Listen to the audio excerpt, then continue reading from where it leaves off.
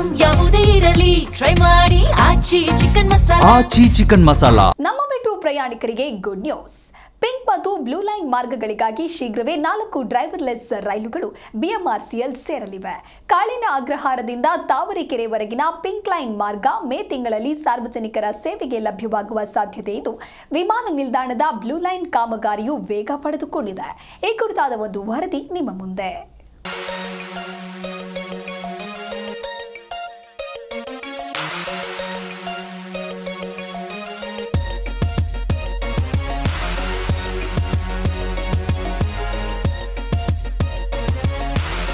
ಬೆಂಗಳೂರಿನ ಟ್ರಾಫಿಕ್ ಮತ್ತು ವಾಯುಮಾಲಿನ್ಯದ ಸಮಸ್ಯೆಗೆ ಮುಕ್ತಿ ನೀಡೋದಕ್ಕೆ ಬಿಎಂಆರ್ಸಿಎಲ್ ತನ್ನ ಜಾಲ ವಿಸ್ತರಣೆಗೆ ತ್ವರಿತ ಗತಿಯಲ್ಲಿ ಕಾರ್ಯನಿರ್ವಹಿಸುತ್ತಿದೆ.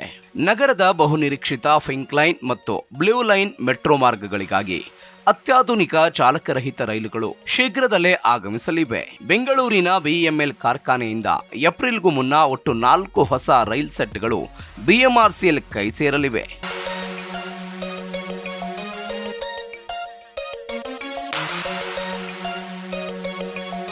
ಮೇ ತಿಂಗಳಲ್ಲಿ ಪಿಂಕ್ ಲೈನ್ ಭಾಗಶಃ ಆರಂಭ ಸಾಧ್ಯತೆ. ಕಾಳೇನ ಅಗ್ರಹಾರದಿಂದ ನಾಗಾವರದವರೆಗಿನ ಪಿಂಕ್ ಲೈನ್ ಮಾರ್ಗದ ಕಾಮಗಾರಿ ಅಂತಿಮ ಹಂತದಲ್ಲಿದೆ. ವಿಶೇಷವಾಗಿ ಕಾಳೇನ ಅಗ್ರಹಾರದಿಂದ ತಾವರೆಕೆರೆ ನಡುವಿನ ಒಟ್ಟು 6 ಮೆಟ್ರೋ ನಿಲ್ದಾಣಗಳನ್ನು ಮೇ ತಿಂಗಳಿನಲ್ಲಿ ಸಾರ್ವಜನಿಕರ ಸಂಚಾರಕ್ಕೆ ಮುಕ್ತಗೊಳಿಸುವುದಕ್ಕೆ ಬಿಎಂಆರ್ಸಿಎಲ್ ಯೋಜನೆ ರೂಪಿಸಿದೆ. ಈ ಮಾರ್ಗಕ್ಕಾಗಿ ಈಗಾಗಲೇ 5 ರೈಲುಗಳು ಬಂದದ್ದು, ಏಪ್ರಿಲ್ ವೇಳೆಗೆ ಮತ್ತೊಂದು ರೈಲು ಆಗಮಿಸಲಿದೆ. ಇದರಿಂದ ದಕ್ಷಿಣ ಬೆಂಗಳೂರಿನ ಜನರಿಗೆ ಟ್ರಾಫಿಕ್ ಕಿರಿಕಿರಿಯಿಂದ ದೊಡ್ಡ ಮಟ್ಟದ ಸಮಾಧಾನ ಸಿಗಲಿದೆ.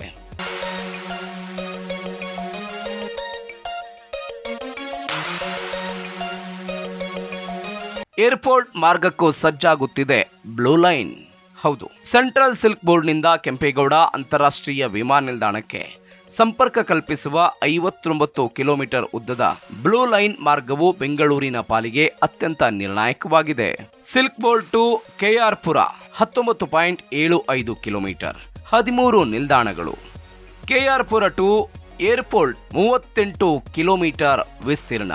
ಈ ಬೃಹತ್ ಮಾರ್ಗಕ್ಕಾಗಿ ಒಟ್ಟು 38 ಚಾಲಕರಹಿತ ರೈಲುಗಳಿಗೆ ಬಿಎಂಎಲ್ಗೆ ಆರ್ಡರ್ ಕೊಡಲಾಗಿದೆ. ಇದರ ಮೊದಲ ಹಂತವಾಗಿ ಏಪ್ರಿಲ್ ಅಥವಾ ಮೇ ತಿಂಗಳಿನಲ್ಲಿ 2 ರೈಲುಗಳು ಬರಲಿವೆ ಅಂತ ತಿಳಿದು ಬಂದಿದೆ.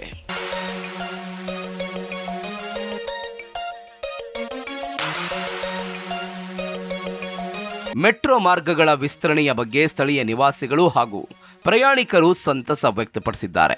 ವಿಶ್ವದಲ್ಲೇ 2ನೇ ಅತಿದೊಡ್ಡ ಟ್ರಾಫಿಕ್ ಸಿಟಿ ಎಂಬ ಕುಖ್ಯಾತಿ ಹೊಂದಿರುವ ಬೆಂಗಳೂರಿನಲ್ಲಿ ಮೆಟ್ರೋ ಒಂದೇ ಸದ್ಯದ ಪರಿಹಾರ. ಪಿಂಕ್ ಲೈನ್ ಬೇಗ ಆರಂಭವಾದರೆ ತಾವರೆಕೆರೆ ಮತ್ತು ಸಿಲ್ಕ್ ಬೋರ್ಡ್ ಭಾಗದ ಟ್ರಾಫಿಕ್ ಸಮಸ್ಯೆ ಗಣನೀಯವಾಗಿ ಕಡಿಮೆ ಆಗಲಿದೆ ಅನ್ನೋದು ಪ್ರಯಾಣಿಕರ ಆಶಯ.